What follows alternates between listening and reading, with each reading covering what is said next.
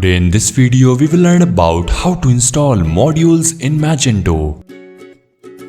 If you are using Magento as a CMS and if you would like to install modules in your Magento website, then first of all, before proceeding ahead, put your website under maintenance mode in order to avoid inconvenience with the customers.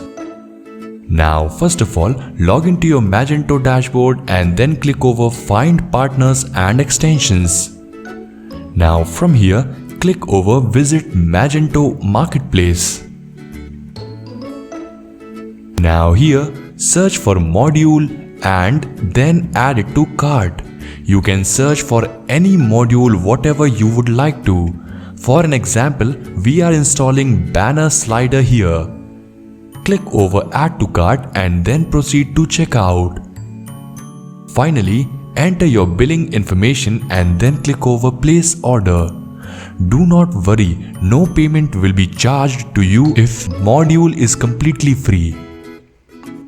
Once it has given you a successful message for thank you for purchasing, finally go ahead and then create a new access key. Now from here, you will find two keys. One is public key and the other one is private key. Copy both of them and then go to Web Setup Wizard under Systems section in your Magento dashboard. Now here, click over Module Manager.